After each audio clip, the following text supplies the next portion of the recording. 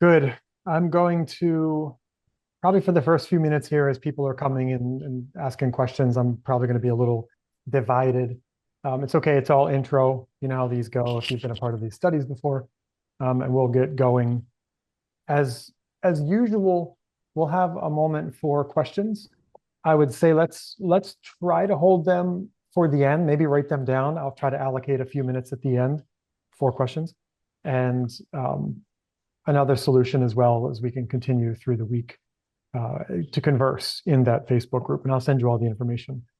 I think it'll probably work because there's just so much to say, and it will help me if I can kind of run through my outline, and I'll get to that in a second. But we'll do a Q&A. We will do that. I don't want to leave questions out there as much as we can focus on them. All right. Okay, we got another here. So thank you for joining. I'm really excited about this study. I feel like I've come to a place in this topic. I've been very passionate about this topic for many years, even before coming into Torah Judaism or any kind of faith. This has been a topic for me that's just been fascinating all of my life, and I think it makes sense. All of us have these soul missions, right? We're going to talk about that. But I've really started to come to kind of a nexus where different channels of information all started to click. And I want to share, number one, some of those ideas. Number two, resources, in case you want to go deeper on your own. And we'll do that. So thank you. Again, this is big. I think this is, it's not random that we're all here learning. It's a big deal when everyone is taking time out of their life to study Torah, to study God's creation. And I thank you for that. I think we will all react to the content in different ways. As I had in my form, some people could choose if they've been experienced learners of the soul or if this is a brand new topic. And I think we have a good deal who are venturing into this space very early in their journey. So we will do a little overview this week. It won't be only overview, but we'll do a little overview because I do have a lot of content that we can make up time for. Hence the homework if you needed it, Rachel. But for some of you, it'll be review. So with that, I would say let the ideas just kind of flow. I remember years and years ago when I first started asking questions on these topics, things didn't make sense to me at first. It actually took quite a while, sometimes years. And then that idea in the back of your head clicks and it's the right piece of the puzzle and you move on to the next phase, right? So I can also tell you some of the ideas we'll cover. I absolutely rejected out of hand when I first heard them, but through some good teachers and some time and then some nudging, I felt, okay, I think I get it now. I think I'm ready for this now. And they became valuable pieces of my journey. So as always, when hearing new information, just listen. You don't have to take it all in. The soul will remember. The soul remembers everything we hear and we do. And at some point, it'll say, oh, I remember this from years ago, or I remember this book recommendation from years ago. And we'll play that part when it's time. So yeah, let me say, I'll just start off with the objective. I want to explore the journey of the soul, not just through the biblical tradition, not just through the Jewish tradition, but I also want to look at some of the scientific research, some of the information that's emerging in this unique time that we're in. And we're in a very unique time. I know many people now, and even this week I had a few people reach out and say, hey, I've had an NDE, near-death experiences, if you've not heard that. We now have science and technology helping to revive people in ways that has never happened before. So in the last 50, 60 years, the incident rate of near-death experiences has absolutely skyrocketed exponentially. And remarkably, no matter what a person's walk in their life is, religious or not, doing pretty well or struggling, hitting rock bottom, whatever, there is a remarkable amount of consistency in their experiences, both as they leave the body and as they come back. And there's a remarkable amount of overlap with the Jewish tradition. So all of that to me is very fascinating, right? You have this ancient tradition speaking about these topics in metaphoric ways, and then you have these firsthand accounts, which to me, firsthand accounts are very powerful. There's an entirely different category as someone is explaining what they have heard. And as much as science has tried, I'm going off on a tangent here, I will do this. As much as science has tried to debunk these, you will see there's too much overlap. So all that to say, we're going to use those accounts. I think those are valuable, especially when they overlap with the tradition. So we're going to go into new territory than we have in the past. I'm not going to make an effort to connect everything to the New Testament. I know in past studies we've done that, and this one, not necessarily the focus, really at all. So we will kind of traverse and kind of transcend traditions to a degree and denominations. So know that. I also want to share some of the inspiring information that all of this points to, and we will try to do that through each week, especially at the last week. And I'll tell you how I've arranged this in a second.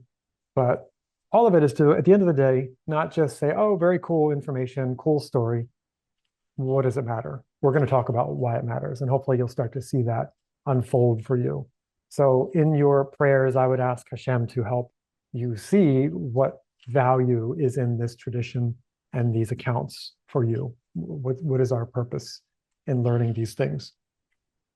A really beautiful writer, Rav Dov Ber-Pinson, has made this statement.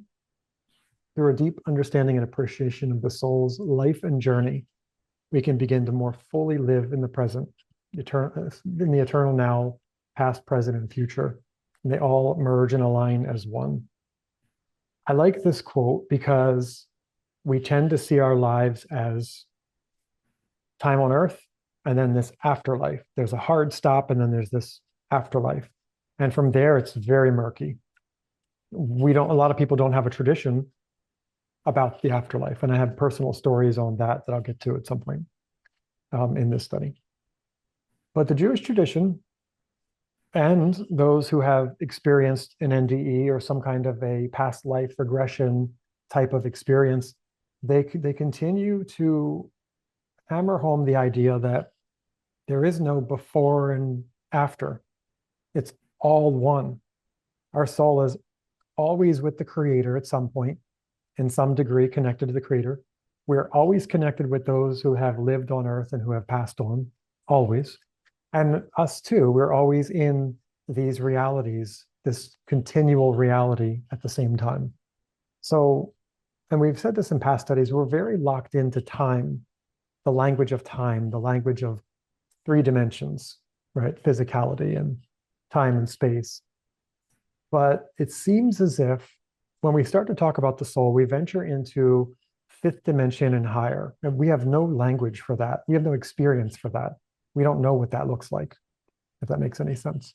So I like what he has said here because it's reminding us that it's all aligned.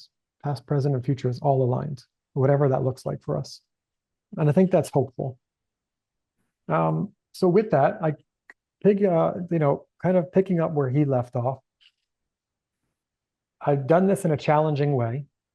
I have tried to arrange this according to the time construct of before, during, and after. Because that's really, we're stuck with this language and this kind of metaphor. So week one, we're going to look at what does the soul do before? Week two, we'll look at life missions and soul groups. Really excited about that. We will look at the idea of Gilgalim, the Hebrew term for reincarnation. It's a very different concept in the Jewish world.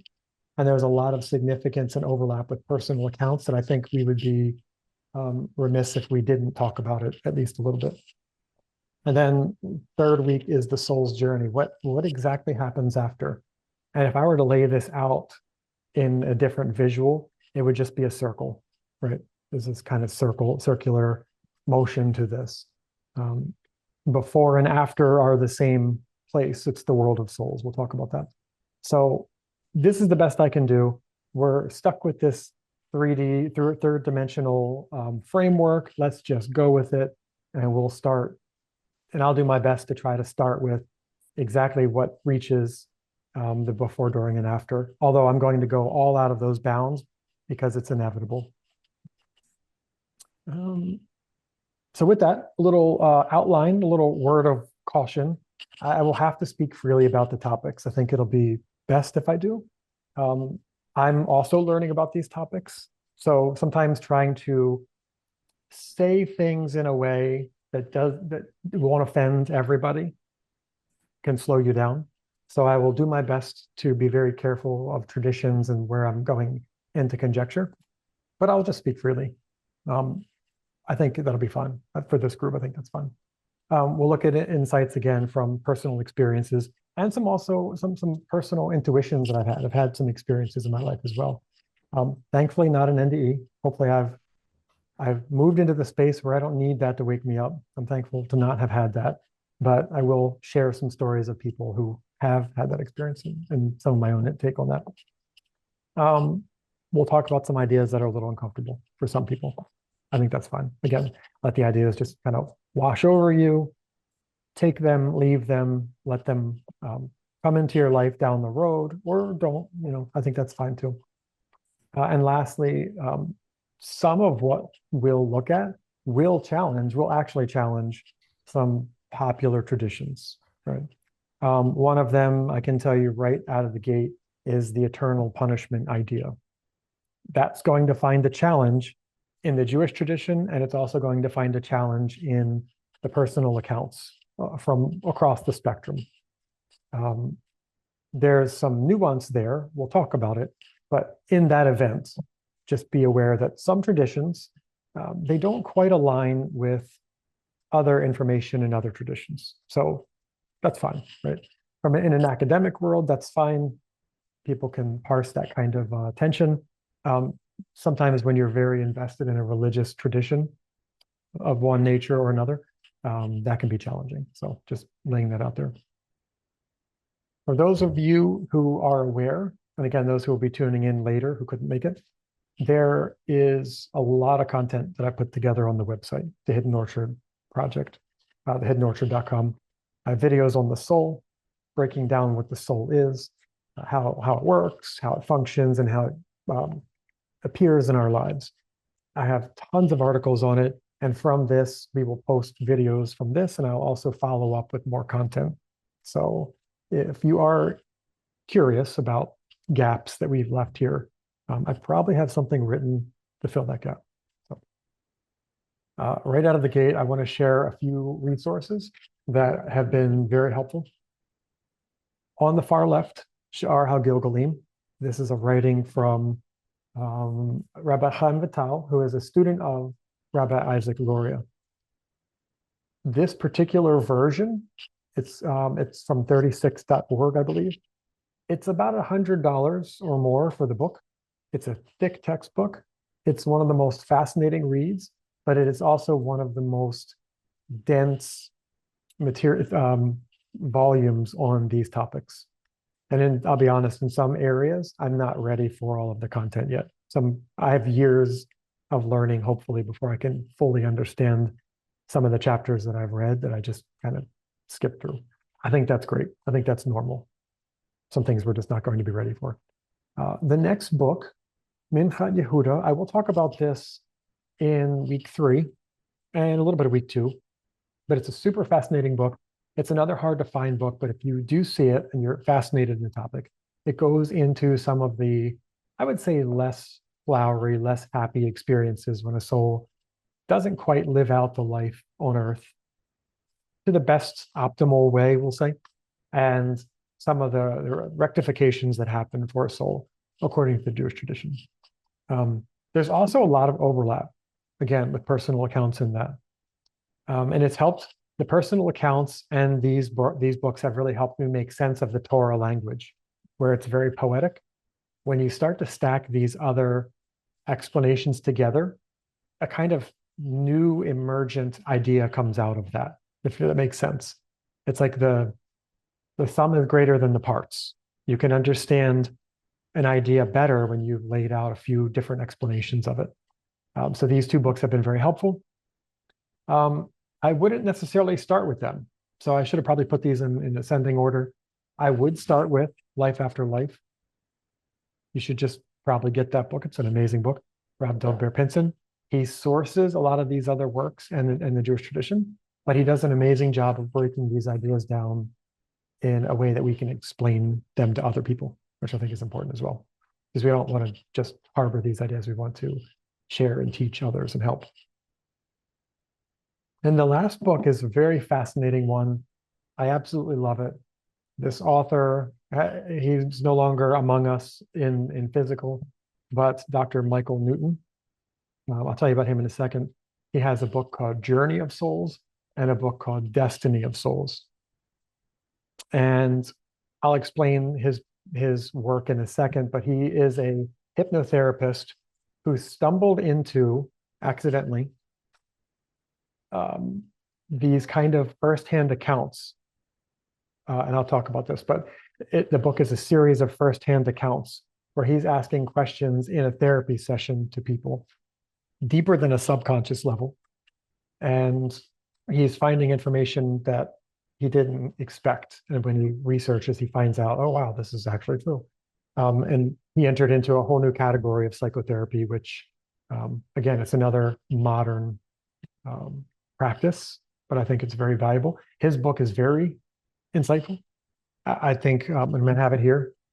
I don't know if you can see the amount of pins and tabs I have in here. There's just so much in it. And what I love about it is that so much of it aligns with Jewish tradition. So you can dismiss his work outright, but when you know other traditions, like the Torah tradition, which is very rooted in these ideas, when it corroborates, then you have more data points to kind of work between.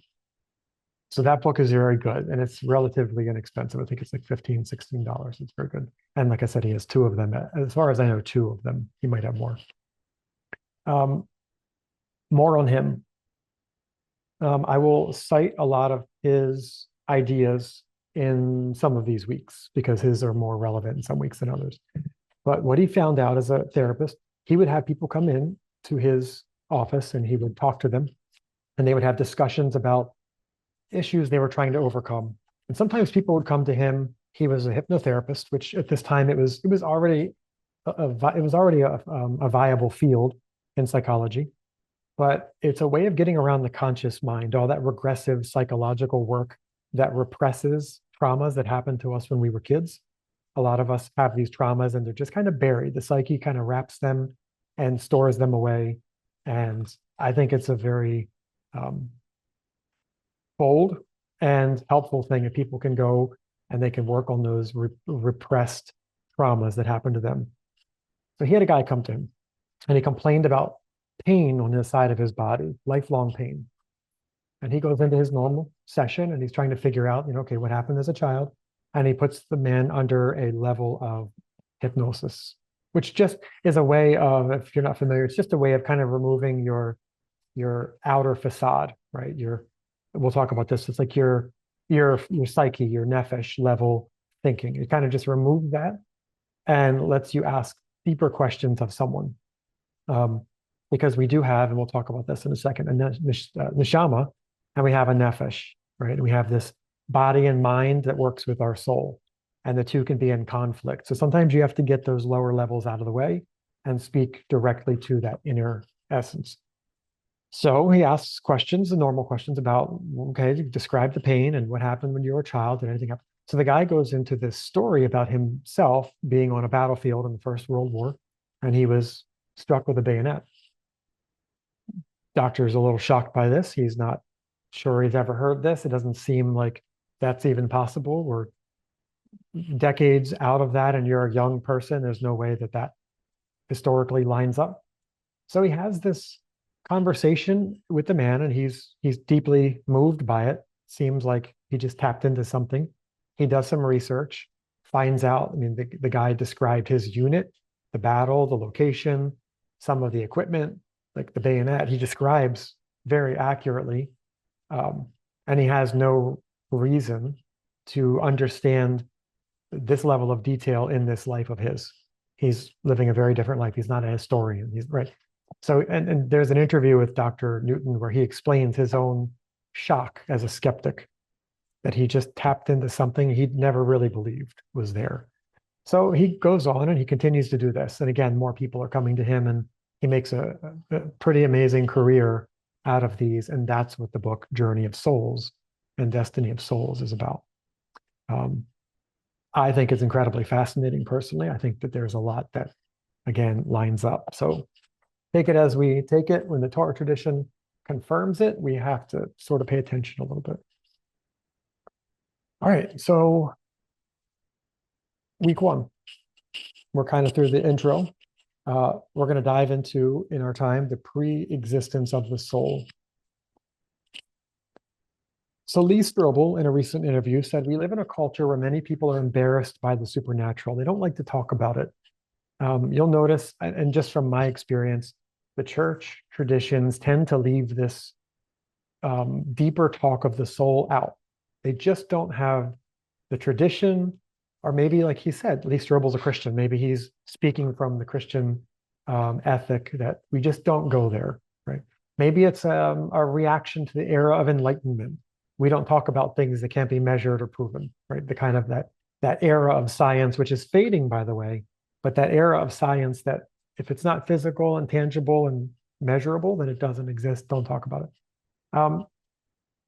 So I've experienced that, right? There were times in my life I knew that there was more, I just couldn't prove it.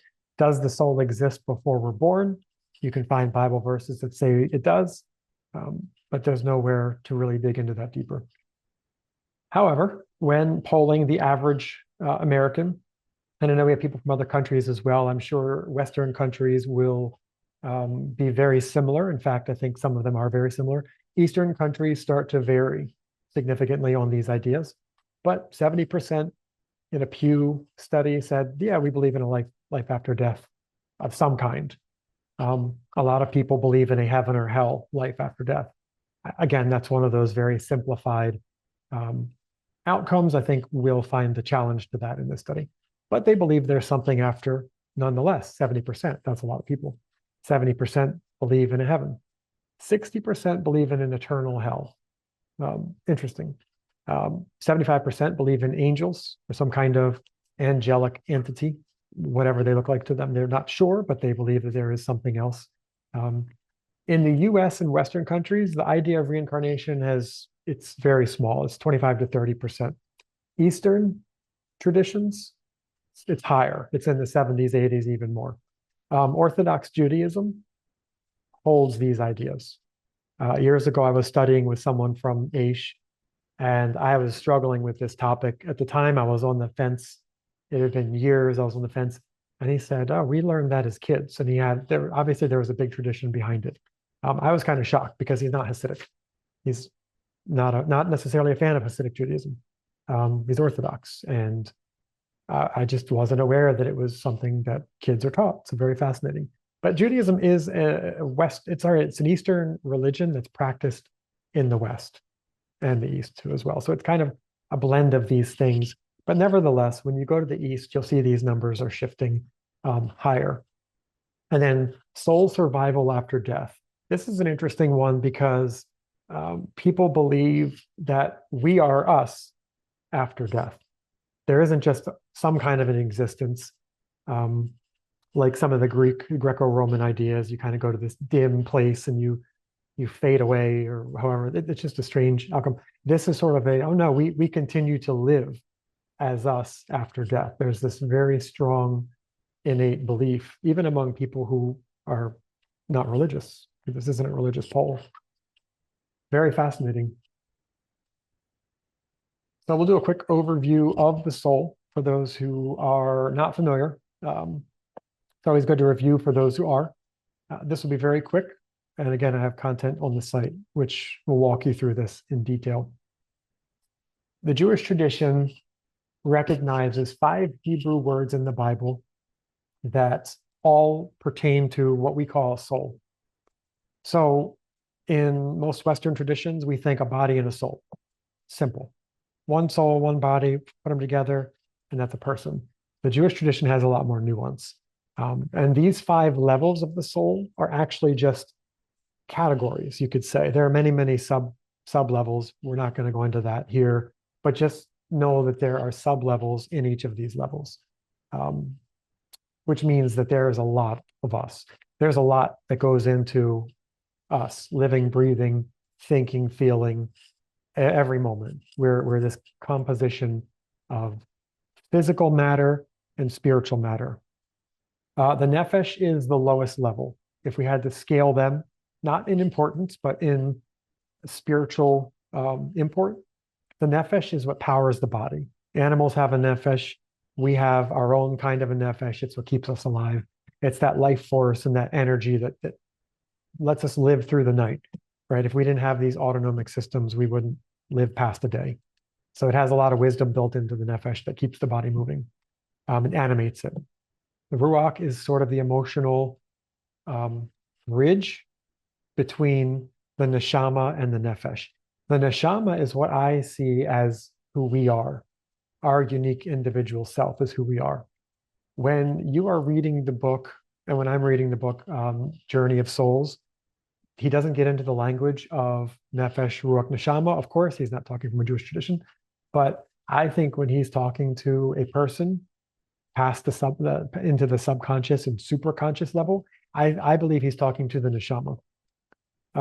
We all have that neshama in us. It's what instructs us to do the right things, right?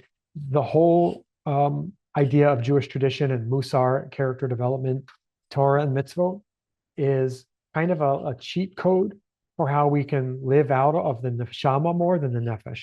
If we live by the nefesh, we're going to mess up. It's a kind of a one-track mind of its own. It's survival and excess, and the neshama is here to subdue that.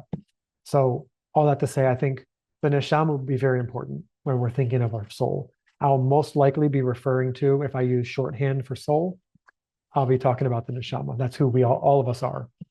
And these other levels are higher levels of spiritual consciousness. Yechidah is the highest. It's the Messiah level, of which all humanity will eventually be elevated to at some point. But right now we can only grasp it in bits and pieces, little moments of that through effort and work. But the goal of all of this will be to recognize our neshama came into this life. It was paired with a nefesh and a body for a purpose. And our purpose is to not let the nefesh carry us away, but the other way around. Let the neshama bring that body and that emotional aspect of us and that physical aspect of us into order. And another way to look at this too, I have these in a different order. I have them from lowest to highest, but if you reverse that, the nefesh is the lowest. It's the furthest from God, hence why it can be so off the rails at times and so hard to control. But as you move on up, you're getting closer to the Creator, to an aspect of all of us, every soul on the planet, even people who are causing catastrophe and death and mayhem in the world. They have a neshama. They have aspects of them that are part of the Creator's essence. And it's really hard to remember that sometimes, but it's true. Even people who aren't religious, people who don't believe like we do, people who don't act like we do, right? Whatever frame you want to view that through, everyone has these levels available to them. They just are not everyone is doing the work to subordinate the nefesh under neshama. Real quick, high level, nefesh in the Jewish tradition is generally activated at conception. And the body is on now. It's turned on and it's moving. The ruach is usually given at birth, right? This is when the next level of the soul begins to make itself known and emerge. Neshama in the Jewish tradition, assuming you've kind of gone through the motions, it starts to tap into you start to tap into that 12 and 13.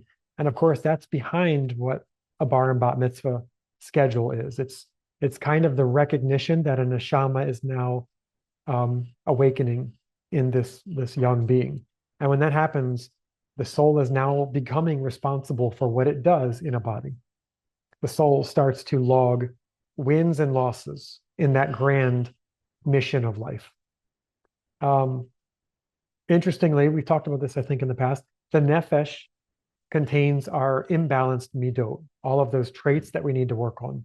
So think about this, a neshama comes into the world and it selects a body. We'll talk about this in a moment. It's selecting a body with a certain set of functions that need to be worked out and fixed. We don't necessarily get a clean slate. All of those character imbalances are in the lowest level. So the neshama has to express itself through the flaws or the quirks of the nefesh and the body. So that's interesting to me. That kind of tells us our neshama has some work to do. And it kind of tells us where the work of our ethics and our character development should be. There's some aspect of it that's physical, and there's an aspect of it that's emotional. The neshama wants to grow. The nefesh will sometimes get in the way of that. I think we all know how that goes. But we have to remember that we are an infinite soul given this mission, and I'll talk about this a little in a second. We chose this mission for the sake of overcoming, right? So when you think about why would a neshama come to this reality, why would you even bother? Well, there are experiences that a neshama doesn't get in the world above, the world of souls. Some of it's overcoming fear, stress, loss of a job, addictions, family struggles. These are all experiences that we choose in our life. And I'll explain that in a moment. But we choose these and we're a part of these plot lines because these are the things our soul needs for further development. Ralph Pinson said it beautifully. The soul doesn't know the infinitude of God until it experiences finitude. You don't know what it's like to be apart from the Creator until you're cast into a body in the secluded reality that we live in on earth. Then Imuna is hard fought. Then your faith is something you actually worked for. And the Kabbalists talk about that as the bread of affliction. A soul doesn't want a free handout. The soul wants to feel like it earned something. In the language of the Kabbalah, it's very poetic, but it's the same outcome that the souls who are coming through these near-death experiences share. I came into this life because I wanted to feel loss on this level, and I needed to learn how to overcome that. It's very profound. And we'll focus on that at the end of this session, but that really starts to reframe every negative experience we have in life, if you think about it. Right? Maybe there's a lesson in everything that happens to us and a purpose in that, as hard as that may sound, as hard as that may be to get there now, maybe 2 months from now, maybe a year from now, that reality will become part of your ethos and you'll get that. And maybe not, maybe 10 years down the road. So just a quick visual on this idea of the soul. Adam had the opportunity to become a fully comprehensive soul. All levels of the soul were right there for him to grasp, according to the Kabbalah and the Jewish tradition. This is not even Kabbalah, this is just Jewish tradition at this point. Adam failed. We were kicked out of the Garden of Eden. The Garden of Eden is a metaphor. Some of us were talking about this past week in a chat. The Garden of Eden it's a very mystical part of the Torah. Some rabbis will tell you. It's a metaphor for a crash of consciousness. We were almost there, ready to grasp all the lessons, all that our soul would need to elevate. And we failed. Through Adam, we failed. And we lost those levels of consciousness. So now our soul, all of us, have a little bit of work to do to build back up to that potential again. According to tradition, these 3 lower levels, I don't know if you can see my cursor. Can you see my cursor? Okay. These 3 lower levels are what we have access to more readily in this life. And I gave you those: nefesh at conception, ruach at birth, neshama when we've elevated to a certain level. We can start to tap into those. Now, chaya and yechida are the levels we also have access to, and we do have access to those at times. It's when I believe chaya is intuition. Someone's texting you and you were just about to text them, or you're reading someone's thoughts. Sometimes if you are in a relationship with someone, you finish each other's thoughts. There's some kind of like extra sensory connection going on there. That connection's going on all the time with all of us everywhere, but not being tapped into it is the difference between us recognizing it or not, right? We all have that capacity. We all have the capability of these kind of psychic connections. But number one, if you're coming from a church tradition, that's usually nixed. We don't talk about it. But the Jewish tradition says, oh no, that would be chaya. That would be you're tapping into chaya or yechida. You're on or they'll even say it's ruach hakodesh, right? Holy Spirit. So, and just a final cap on this overview, a lot of the Torah tradition speaks of this. So when the Shema is telling us to love God with all of our nefesh, this makes sense now. The neshama already loves God and is obedient. It's the nefesh that has to be brought into order. So even like the Shema, you say it twice a day. Why? Because you need a constant reminder that all of you, all levels of you, we're trying to connect them to the Creator. And that's why we say that. Also in the morning prayers, we're reminded that the neshama is pure. So you can already see in these prayers, and in the Ma'ariv, the evening prayer, you see there's a difference between soul and spirit, right? There's a lot of nuance in the prayers. I just grabbed this from a different presentation I gave on this idea. But if you look very closely at those words, it's telling you it's giving you specifics. Now, the English will not always do that, unfortunately. The English will say soul or spirit, and they're kind of nondescript because there's just no tradition behind it. Yeah, so I'll just leave that at that. I want us to take a little moment and think now of the soul in terms of energy. And this is sort of the science behind what we're seeing emerge in quantum physics and theoretical physics and cosmology now. The nefesh powers the body. It's in the blood, but it's also creating this energy field around us, right? Our body has an energy field. There's this idea captured in Kirlian photography that when a soul is in touch with the body and this is an elevated person, you see a more coherent field like on the right. When we have weak spots, sickness, when we're not plugged in, when we're like in a bad place spiritually, emotionally, we get these breaks in our system, it's incoherent pattern. It's a difference in frequency. It's an energy level. And the reason I bring this up is because I want us to see the soul as not this ethereal, metaphorical, poetic thing.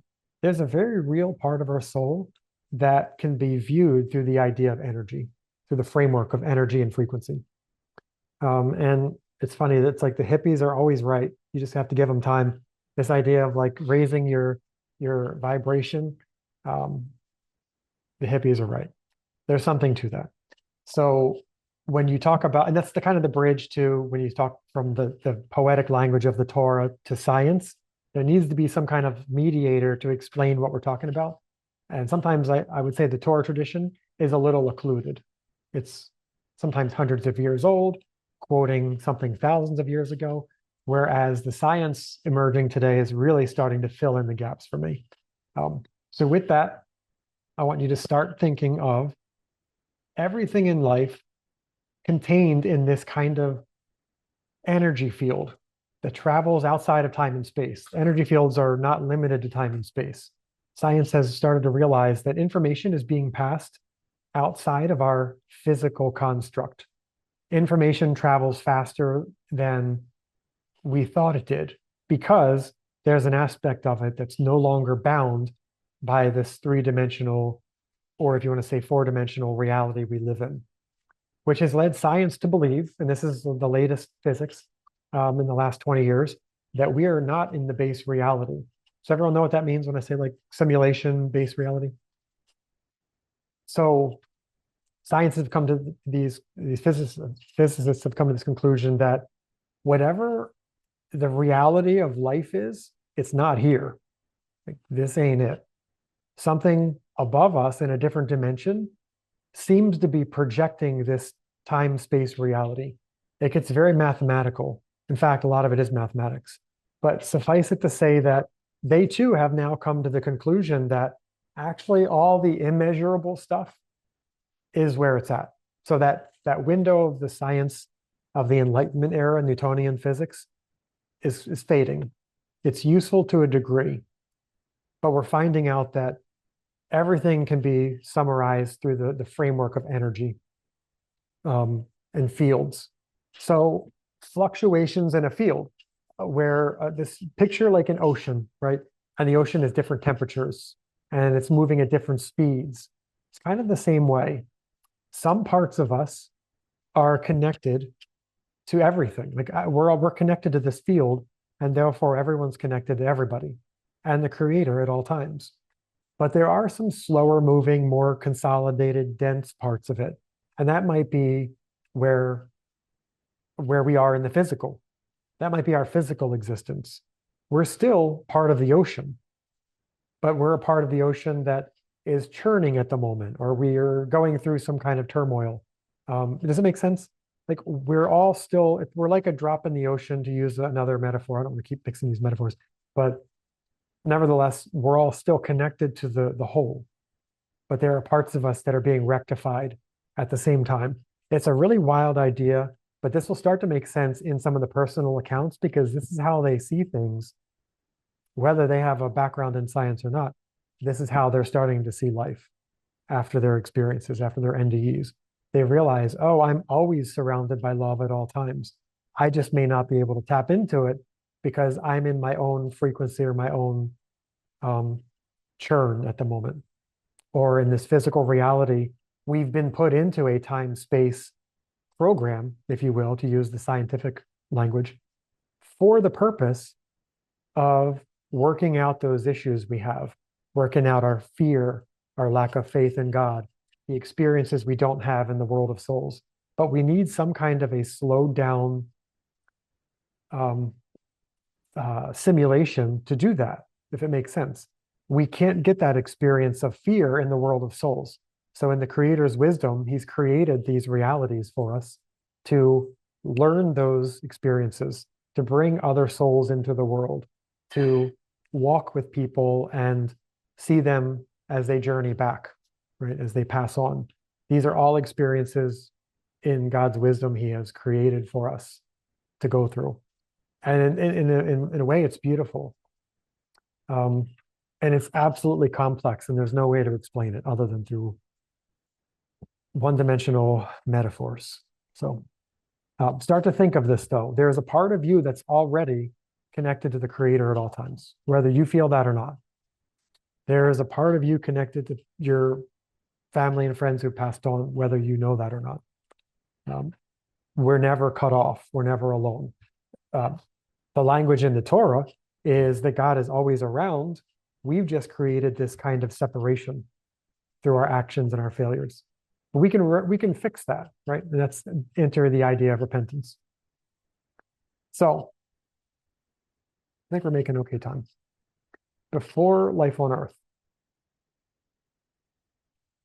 So the Jewish tradition does say, as do personal accounts, that we do exist in a soul form in the world of souls before we exist on earth. There have actually been cases where kids have come into the world and they remembered meeting people who their lives never overlapped with and describe them from pictures, right? There are many cases of this. There's a window of time when kids remember up to about 4 or 5 years old, according to the traditions. And then these things fade as their neshama is orienting to, or their soul is becoming oriented to earth. That forgetting takes place, which is also kind of a gift as well. The world of souls, to me, is not the same, in my opinion, from what I understand. It's not the same as the world to come. And this isn't an actual photo. This is just an image to put on the screen, by the way. I don't even know if it would look like this, but you got to have something. So the world of souls is not necessarily the world to come. I think the world to come is sort of a more developed state of being down the road when we've worked these kinks out. The world of souls, though, is also described with a very fascinating sense of order to it. It's almost like a dimensional overlay to the worlds and lives that we live. There are social groups. These are our soul groups. In them, we might be connected to certain souls more than others. Souls go to classes. I have some quotes here I'll share in a moment from some other researchers in this space, but souls work together in collective tikkun. So a tikkun is a rectification or a repair. Tikkun can also mean an elevation. So it's not just a fixing of something broken, it's making something that's great, better. But we work in these groups. Some of us may actually be from the same soul group. It's possible that there's not a randomness to us all being here on the screen or in the community. Some of us have interacted in physical life. There's a good chance we have this soul cluster that unites us. Often people describe it as kind of an ebbing and flowing. There's like this ebbing and flowing, this pulsating of creation always going on, which is fascinating. The Jewish tradition says the same thing, that God is never not creating. There's this, and in the Kabbalistic tradition, there's this sha'ashua, and it's like this fluctuating of give and take that's going on at all times. And people describe that, and they describe the Creator's love and the peace that they feel. And the world of souls is not a place of competition, which is why Earth is often seen as a place in these accounts, as a place, it's a very challenging place to live because it has real darkness and it has real evil and it has people competing and there's so much tension. But because of that tension, there's also the option to choose right, to use our free will properly.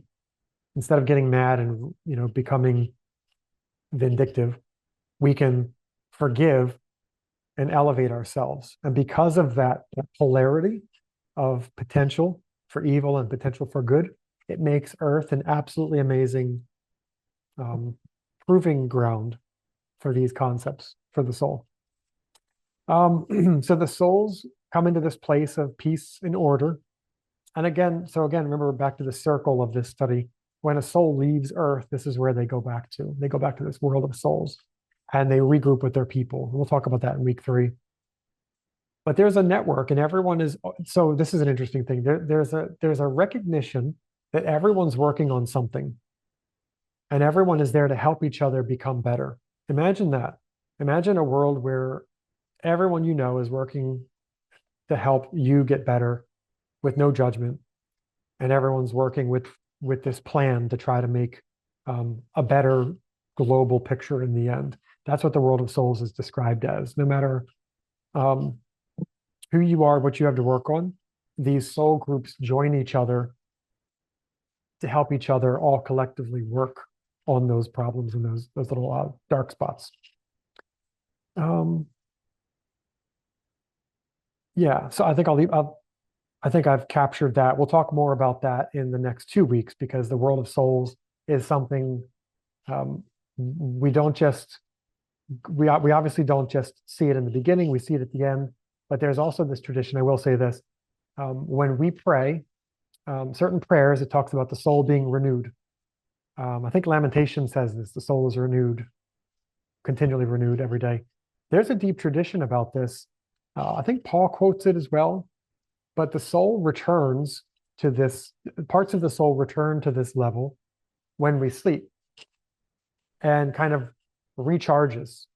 So imagine every night when we sleep, our neshama goes back up and reconnects with these people in our lives and kind of downloads and checks in. And again, the souls, and I'll talk about this in a future part, it's a tangent at this point, but we will focus on it.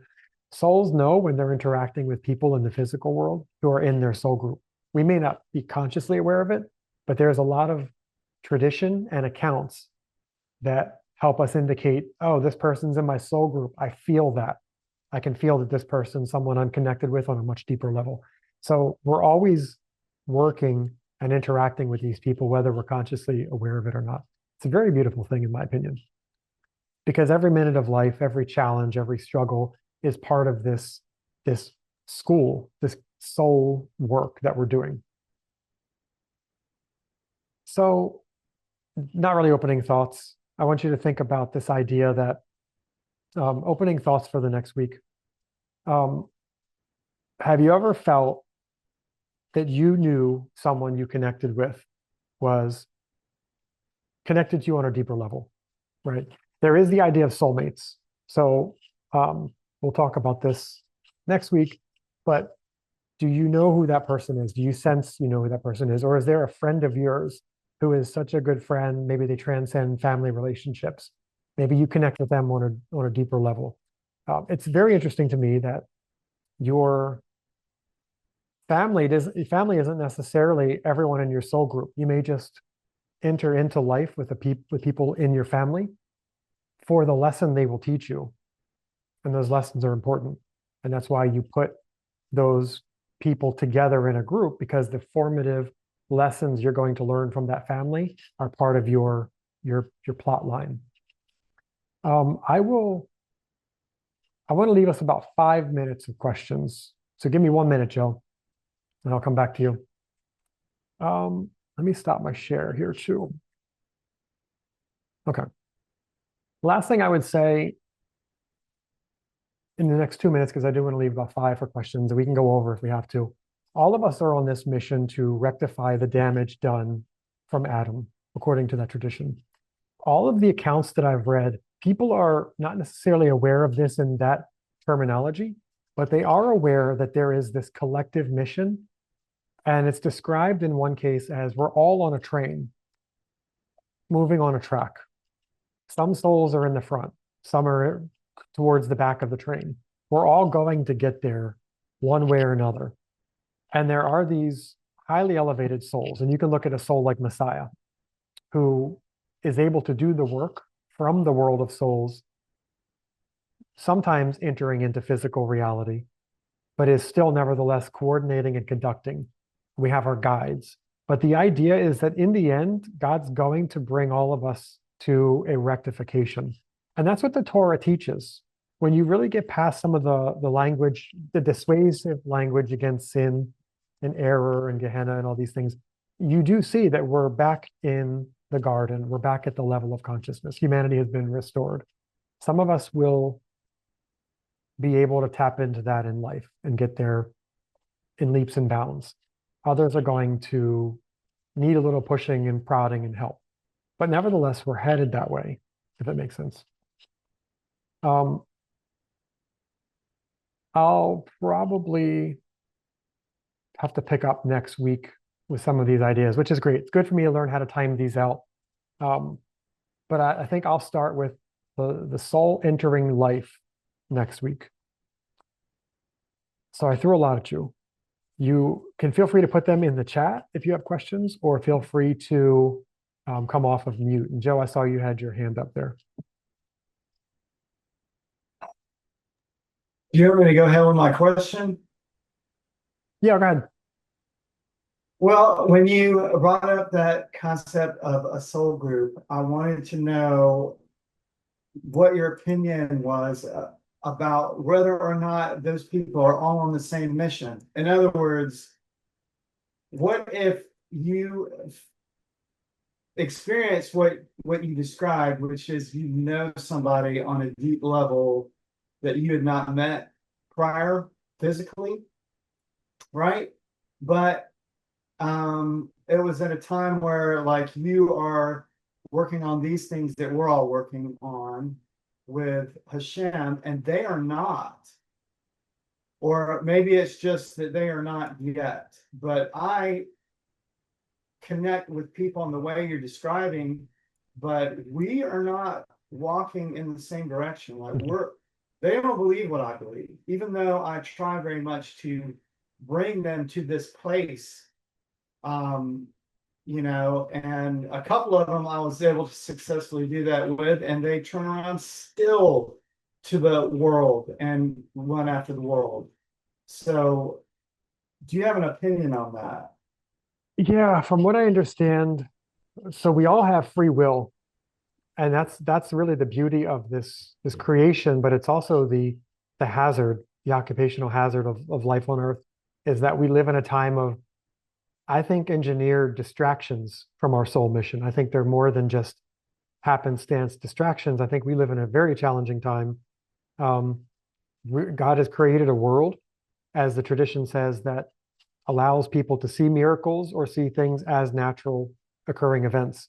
because we need to be able to use our free will. Souls do mess up. They can mess up their opportunity. They can get carried away. But it does seem like when we are, and the Jewish tradition says this too, there's a process before you choose a life. And it's a collective decision. It's not just your own. And some people choose, you're actually given an opportunity to see the key milestone events of a life, but not every minute of it. So there's equal opportunity for people to go off the rails. Someone could be walking in some kind of a faith tradition today and not in 10 years, right? Something could happen and they could fall off of that path or that belief system. There will be, and I'll talk about this next week, there will be a recourse for that, but there are absolutely opportunities for, I kind of see it as like a VR game, a highly complicated VR game. You can go in and completely not do the mission and get sidetracked with some stupid, I don't know, glitch in the game or some other opportunity, and time runs out, and you didn't really get into your mission the way you were supposed to. But thankfully, there do seem to be multiple ways of going after that. But we're all judged on our own program first. So how did you do? How did you do when some of your closest friends walked off the path, as they would say, or became antagonistic to you, or you got cheated out of something? There's a lot. And the Hasidic tradition has a lot to say about that. I'll bring some stories in next week. But yeah, I would say that let it play out its time. Always be you. But souls have free will here. And as a result, we can mess that up. That's just kind of that's the beauty and also like kind of the curse of it, if you will.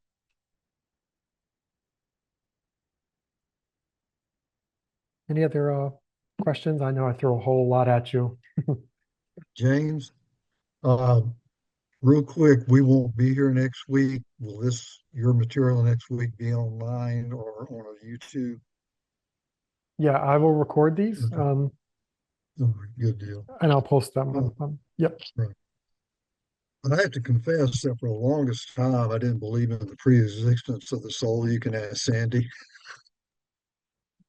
But more and more, hearing your teachings and other teachings and talking with others and Mary helping me understand, that is true. Um, so the other matters here, I'm just the facts man type guy, so bear with me Sure. because I'm glad you're presenting all this.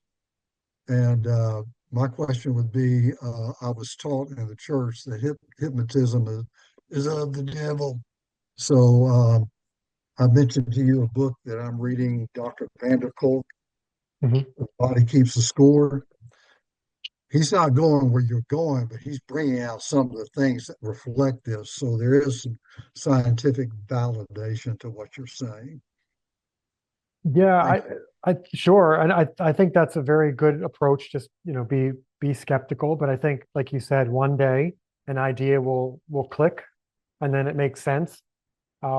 Pre-existence of the soul is it's in the Torah and Deuteronomy towards the end. All the souls who were at Sinai, right? But the idea is that the souls are neshamas were created somewhere in the first, is an argument, but somewhere in the first week of creation, even though the bodies weren't there. The bodies are matter and material, which was obviously created later and is constructed when our soul chooses and enters. But as for the other stuff, yeah, I mean, we'll cover some of it. you. I will record it, and yeah, let me know what you think in time. Maybe down the road, just oh, this makes sense now, or no, it still doesn't. I turn 80 in 3 years. I better hurry up. You're good, Ron. Uh, But yeah, thank you. And so for the body keeping the score, yeah, there is something the science is starting to realize that encoded in our genetics are past mhm, traumas, yeah, which is interesting because our cells are overwriting every couple years. We're an mhm, entirely new being in the physical. yeah, So what's corralling that information from generation to generation? And some would say that is the soul. That's the energy structure mhm, of the soul, right, some level. Now, the Eastern traditions believe in a soul. So when the medical system looks at a body, they're also looking at a spirit and a yeah, soul. mhm, The Western has gotten rid of that. So, but you still have to answer. They still have to answer the question of how does that memory stay retained. What Right. information is ordering those cells to keep that, Mm. you know, Appreciate it, sir. good seeing you. Good seeing you. Claudia. Yeah, so I will talk about this next week. The soul um, gets the opportunity. I've heard it taught in the Jewish tradition. The soul gets to see the life it's about to enter.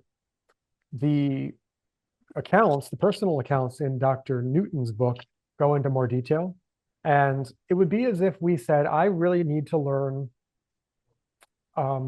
this particular trait. I need to learn how to be respectful of other people and love my parents, right? There's this idea in the Torah tradition that we have to do all of the mitzvot.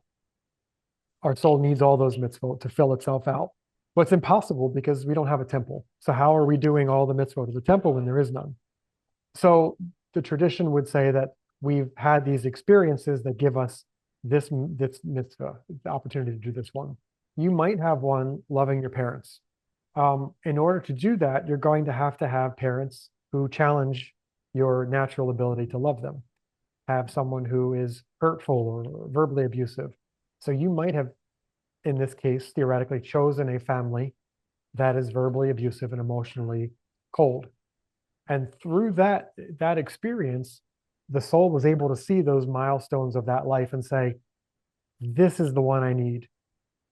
This is the family I need. This is going to give me on my bingo card the opportunity to do this right. And a soul can choose, according to the tradition, Jewish tradition, to hang out and hover around the family before it enters into that life for many different reasons, of which I'll go into next week. I have a story years ago. I was in my teens. I was kind of studying the Eastern tradition of this.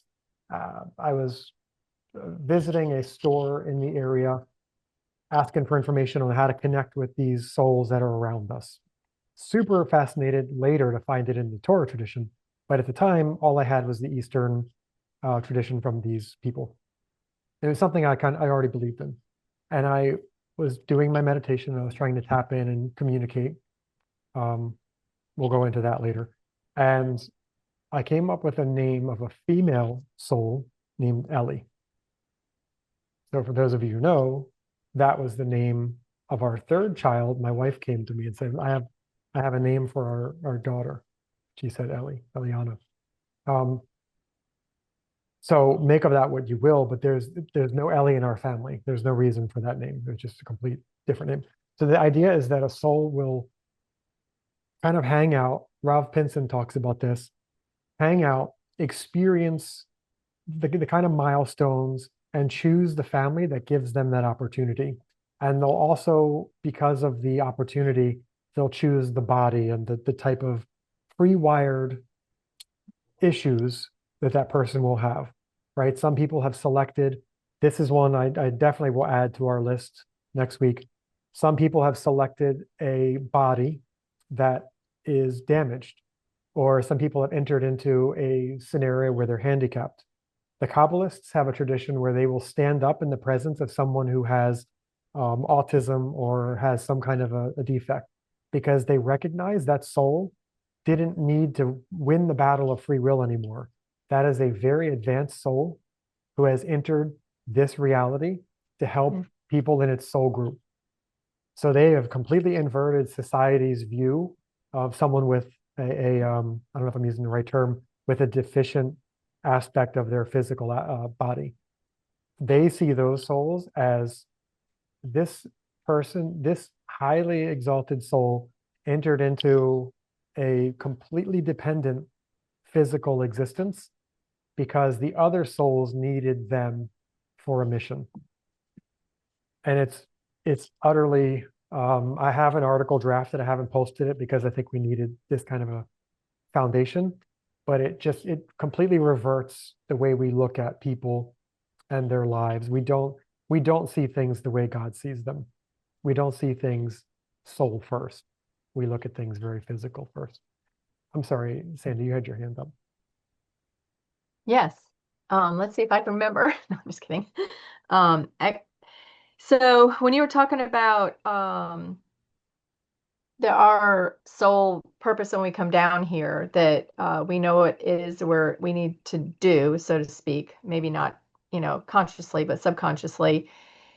Um, these soul groups that we had connection with before can be in or can be part of our family or not part of our family.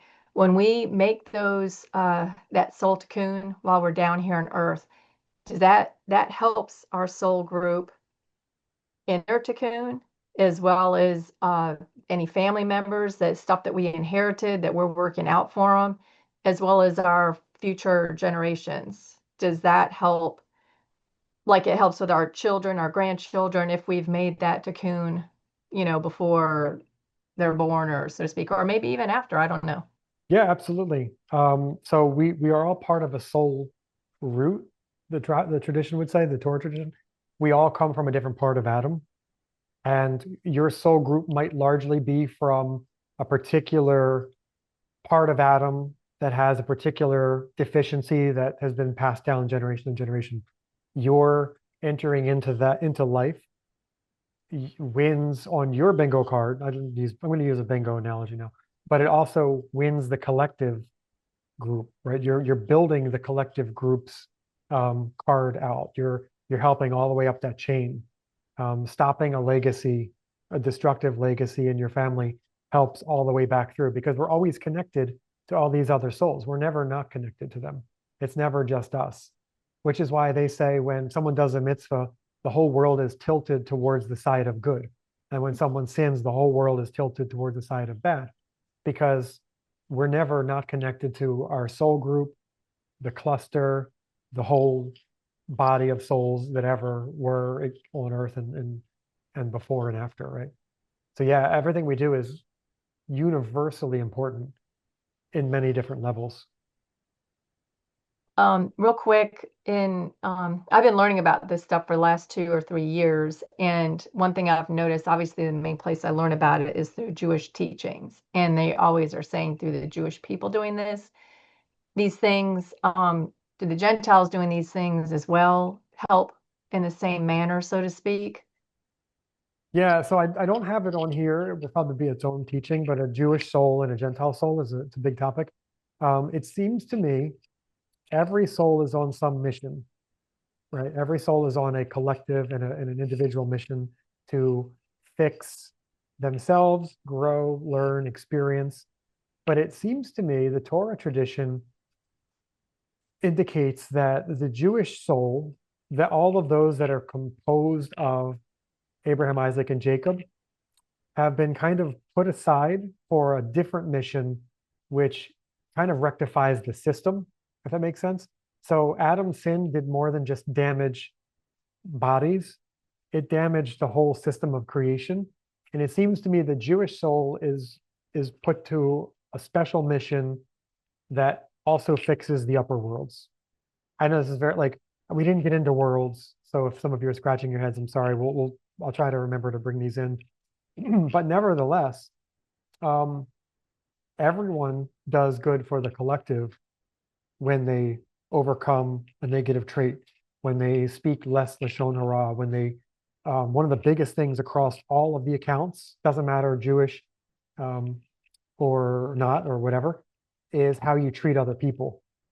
So that is honestly across the board the biggest takeaway from personal accounts is how we treat other people in our lives, um, emotionally, financially, and I think that the Jewish soul seems to have all of those same things, but also has some aspects that are supposed to fix what Adam broke on the spiritual level.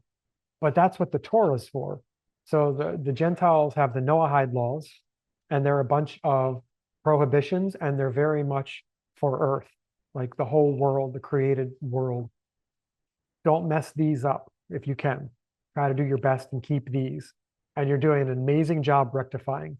Add a few more commandments on top of that, and now we're rectifying some spiritual stuff, which is why there is a difference between Gentile Noahide laws and the Jewish commandments, right? But all that to say, it doesn't take away that every one of us has to be better with our musar and our traits and our giving, and all of those things. That is universal.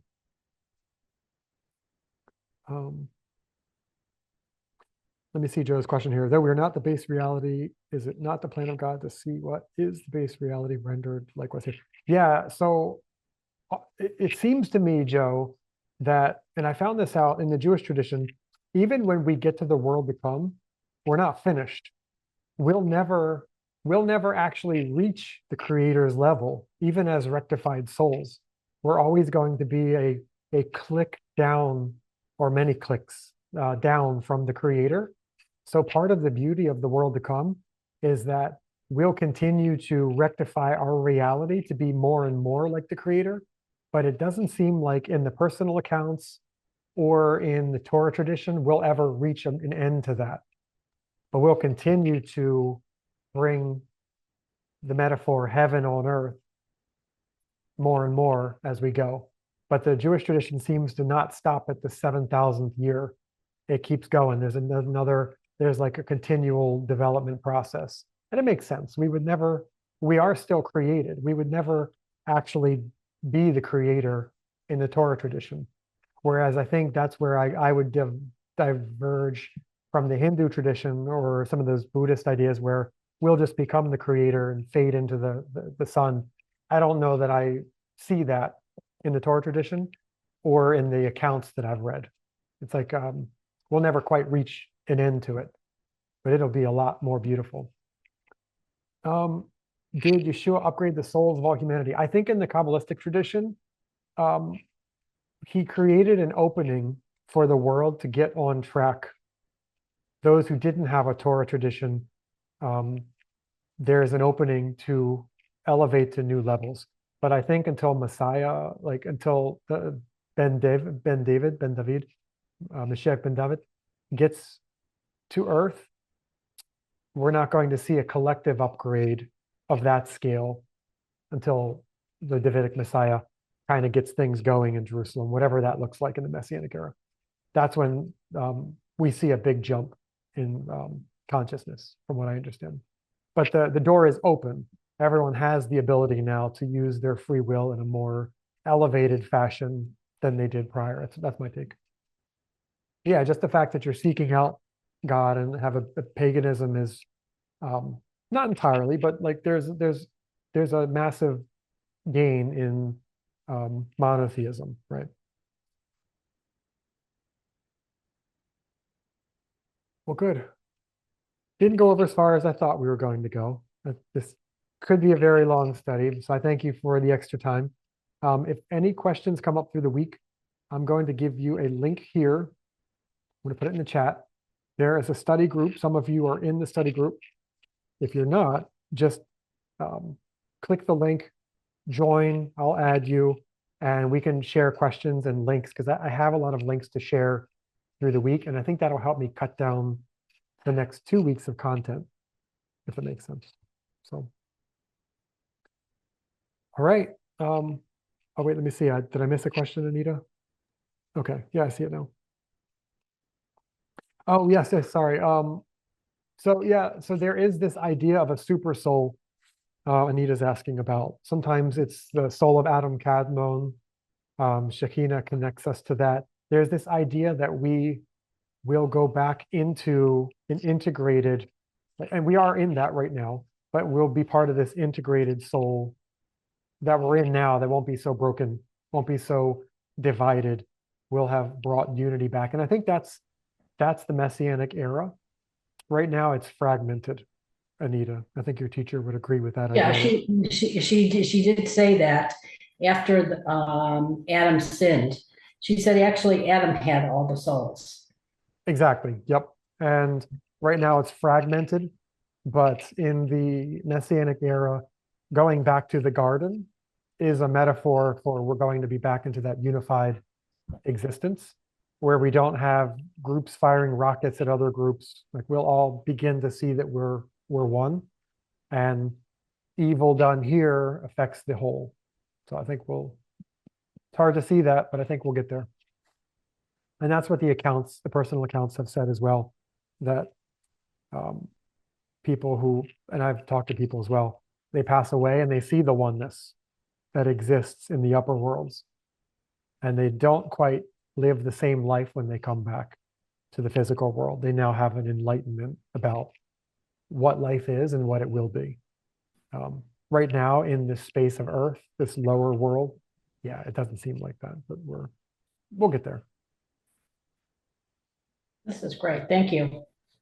Sure. Well, thank you, everyone. I will look forward to talking to you through the week. And next week, we will look at what life on Earth is, the concept of Gilgul, how it works, and kind of what our life mission is.